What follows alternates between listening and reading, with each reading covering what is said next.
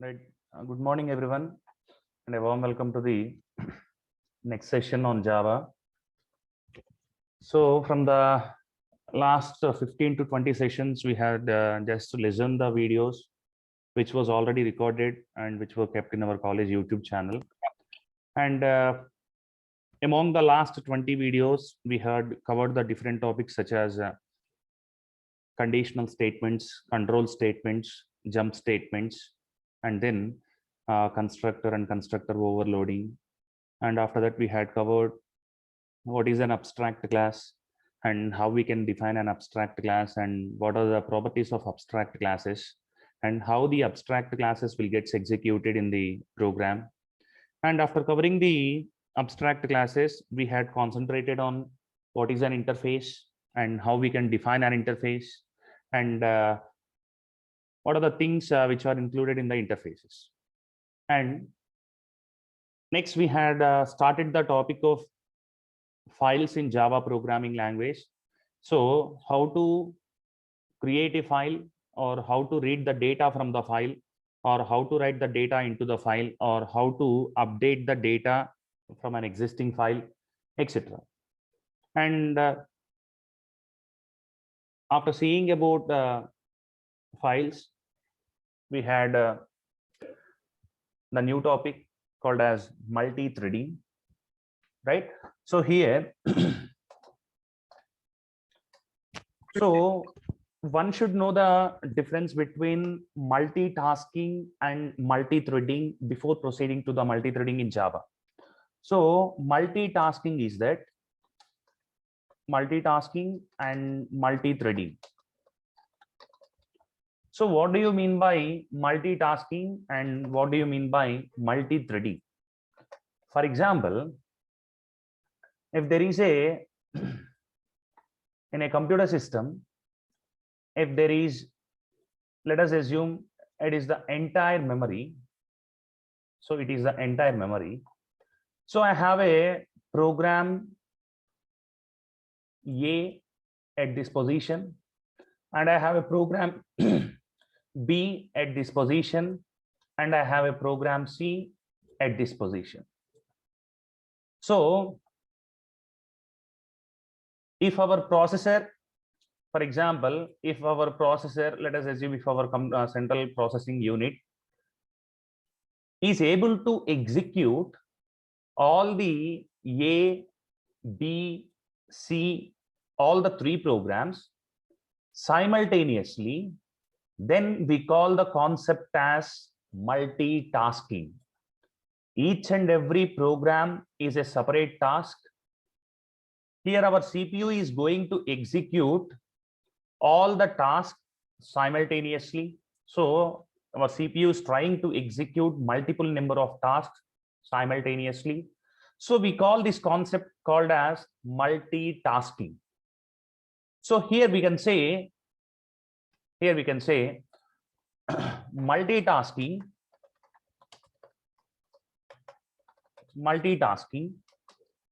is execution of two or more number of programs which are located at different memory locations,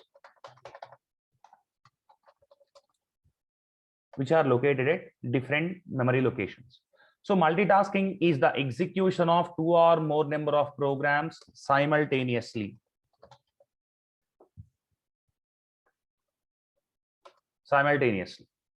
So here we execute multiple number of programs at a time, right? So multiple number of programs in the sense where each and every program will be stored inside the memory at different locations, right? So the execution of two or more number of programs which are located at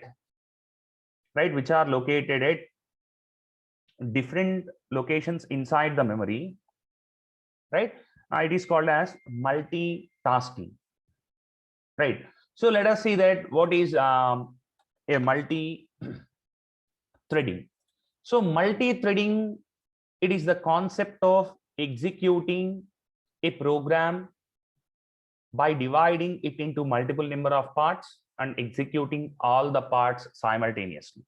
So previously we had studied that the multitasking is that we are going to execute different number of programs simultaneously. But here, in case of multi-threading, what we are going to do here is, for example, it is the entire memory. And as we discussed here, it is program number, it is program A, and it is program B, and there is one more program called as program C here. Now, multi-threading is that, let us consider program number A or program A. Here, let us assume this program A is having some 100 lines of code, 100 lines of code.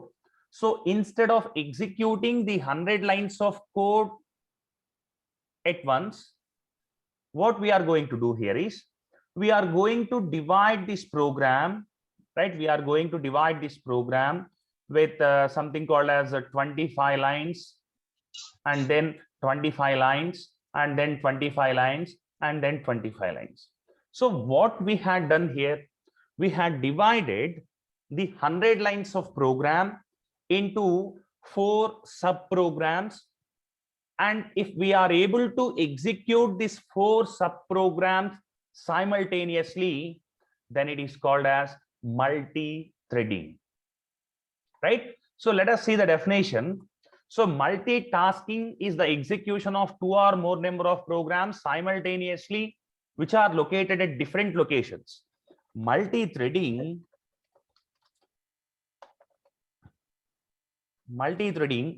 is the execution of 2 or more number of parts, right? 2 or more number of parts of a same program, So what do you mean by same program? So program is located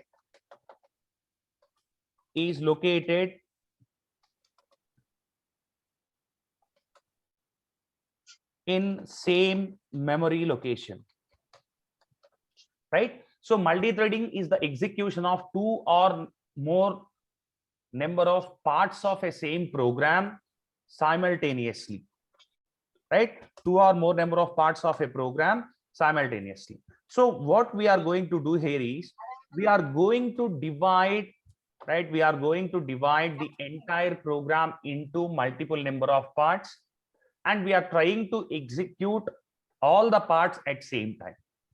So here, my problem is that I am assuming that this first 25 lines of code is going to take inputs, right? The first 25 lines of code is going to take inputs, and the next 25 lines of code is going to process those inputs, processing in a sense adding or subtracting or dividing, and the next 25 lines of the code are going to print the output.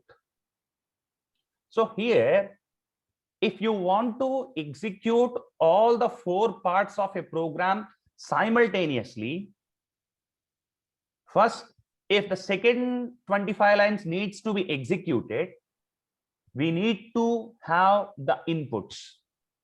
Only when we are having the inputs, then only the second 25 lines are going to be executed.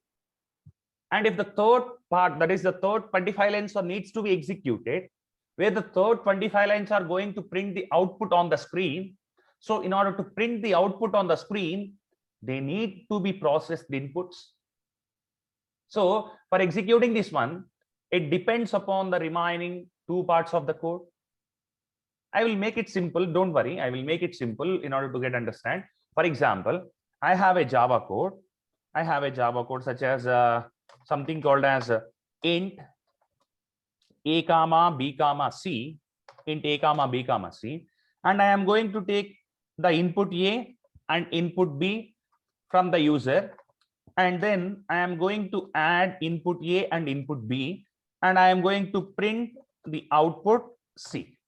So this is my program.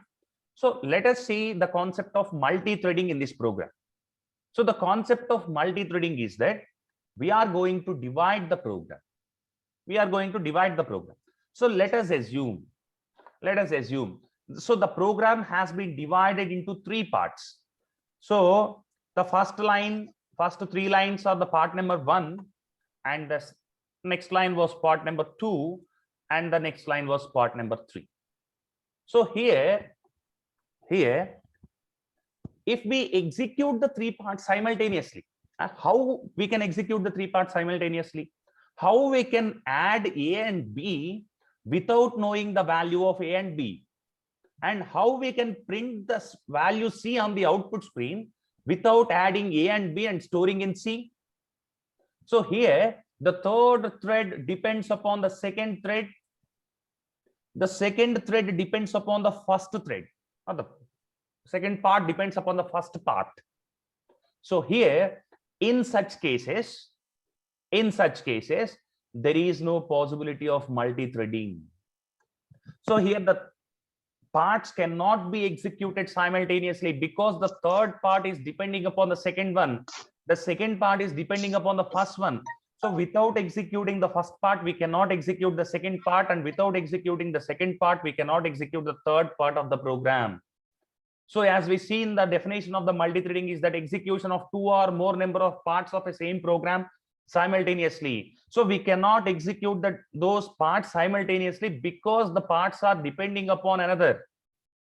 So here, let us conclude the definition, right? Let us conclude the definition of the multi-threading. Multi-threading is the execution of 2 or more number of parts of a same program simultaneously, which are independent to each other.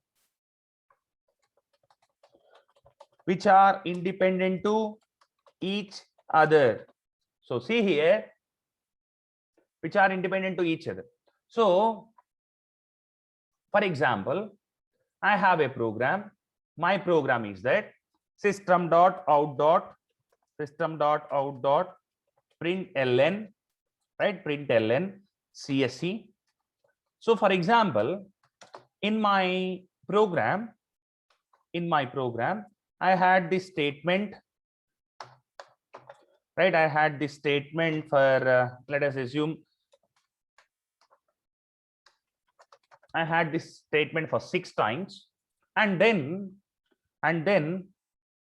I have a statement of system.out.println ECE for 6 more times.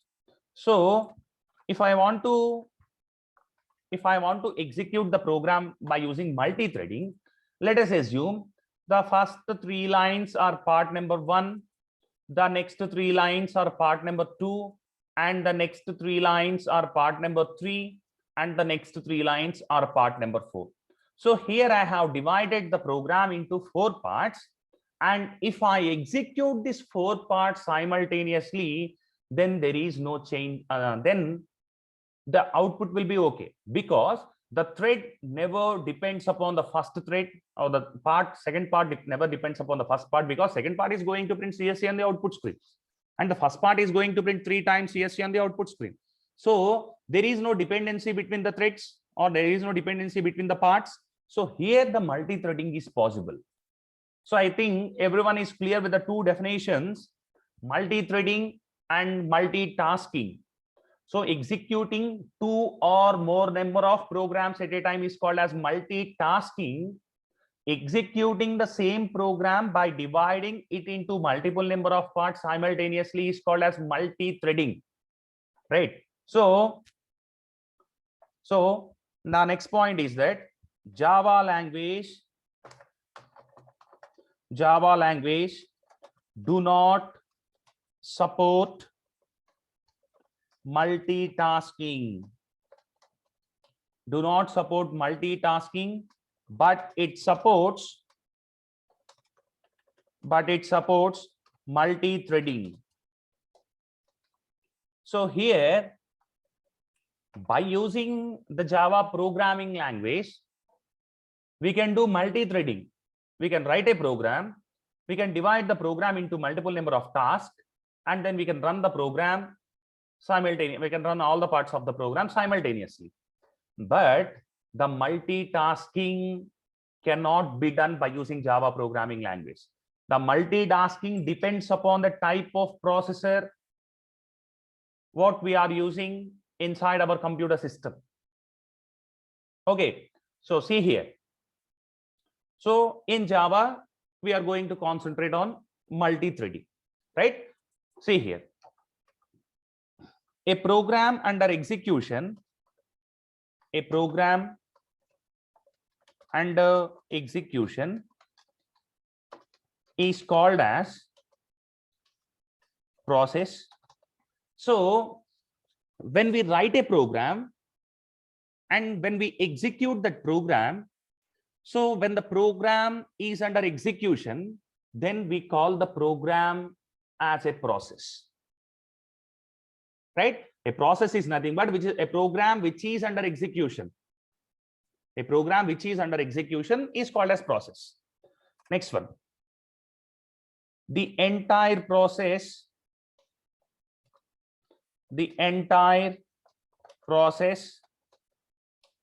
is called as heavyweight process. Heavyweight process. So the entire program which is under execution can be called as an heavyweight process, right? The entire program which is under execution can be called as heavyweight process. And now, so the small part of a program,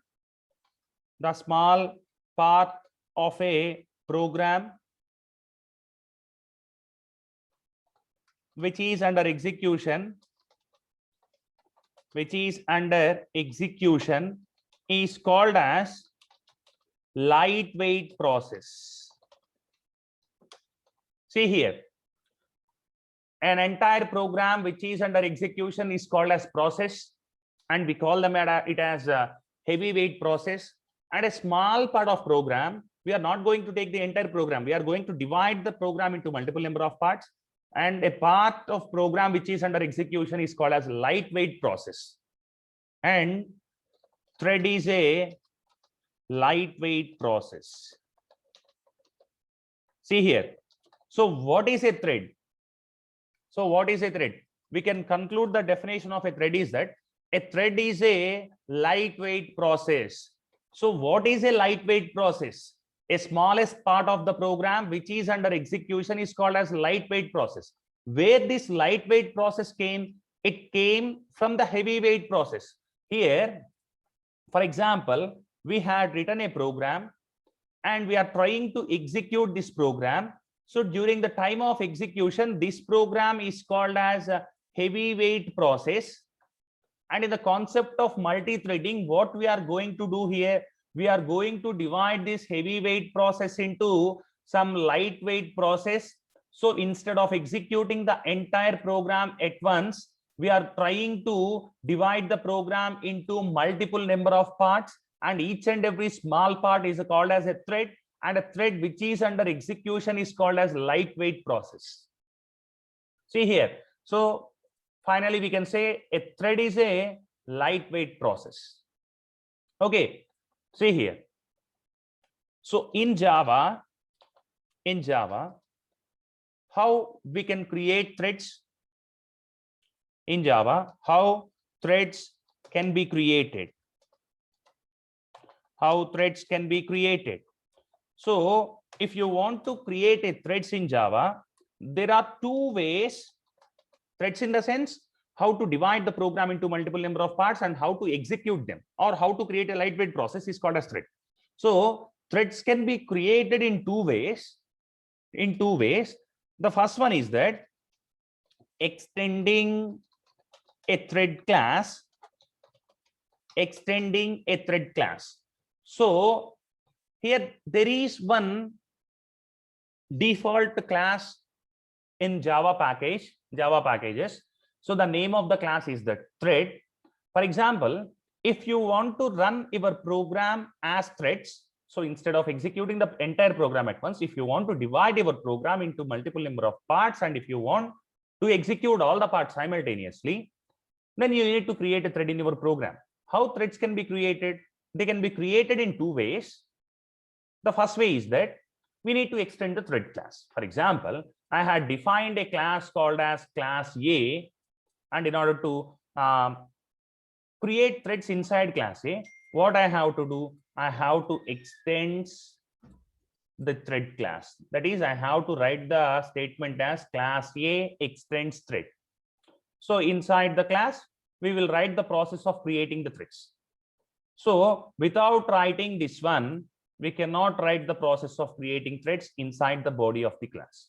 So the first way to create threads in Java programming language is that we need to extend the thread class.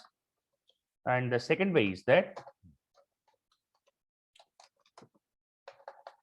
implementing runnable interface. So first one is that extending thread class, and the second one is that implementing runnable interface. So I think you all are very familiar with these words. So for example, A is a class and B is a class, X is an interface and Y is an interface.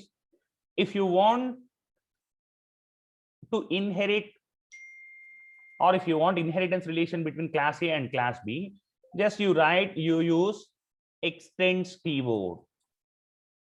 Extends keyword. And similarly, if you want to inherit one interface into another interface also, we use the extends keyword. And but if you want to use an interface in a class where A and B are classes, X and Y are interfaces, if you want to use this interface in class A, we need to write class A implements, right? We need to write class A implements X. So here implements is the keyword which was used when we want to implement an interface inside a class, right? So similar to this one here, there is one interface called as runnable interface. So we have to implement this interface in our class in order to create threads in our program. So in the previously, we had written like this: class A, right? Class A extends thread. Because thread is a class, we had used the extends keyword.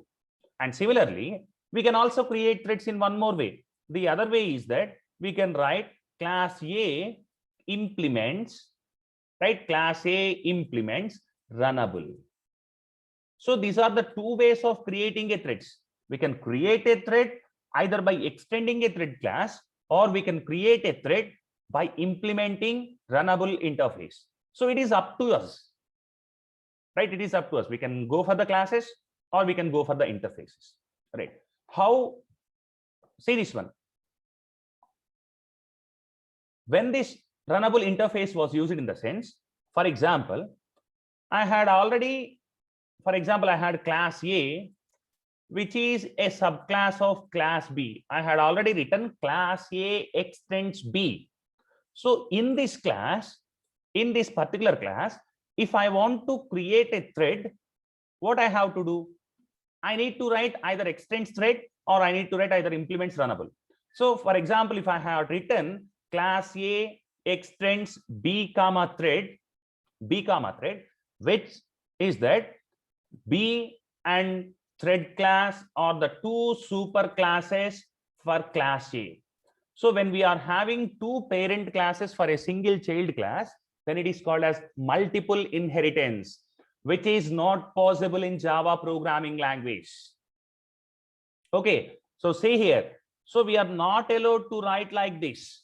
So if we are not allowed to write like this, what we have to do in order to create a threads in our program, right? Where the existing class is already inheriting another class. Here we can write class A extends B implements runnable. So in such cases, we are going to use this runnable interfaces. So when we are already having the interface concept in our class, inheritance concept in our class, then we cannot inherit the thread class in order to create threads in our program. So in such cases, we are going to implement runnable interface, right? I think till now it is clear, right? Let us revive the points. So multi-threading. So we had started the concept of multi-threading today. So before going to see about the multi-threading, we had seen what is multitasking and what is multi-threading. So execution of 2 or more number of programs simultaneously. When we say 2 or more number of programs, definitely those 2 or more number of programs will be saved in the memory at different locations. And multi-threading is execution of 2 or more number of parts of a same program. When we say same program, the entire program will be saved at a single memory location. And then Java does not support multitasking, but it supports multi-threading. And a program under execution is called as process. The entire process is called as heavyweight process. The small part of a program which is under execution is called as lightweight process, and thread is a lightweight process. And see here, execution of 2 or more number of threads or 2 or more number of lightweight process is called as multi-threading.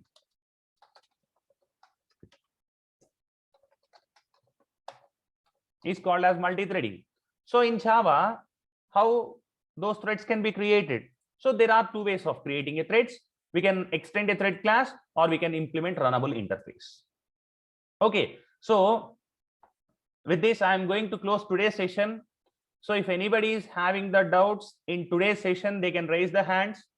Or at the same time, if anybody is having the doubts in the previous sessions also, either in the concept of abstract classes or in the concept of interfaces or in the concept of files or in the concept of packages. So if anybody is having the doubts, you are welcome to raise the hands. Okay, if there are no doubts, I am going to close today's session, and we will continue the concept of threads in tomorrow's session. So thank you very much.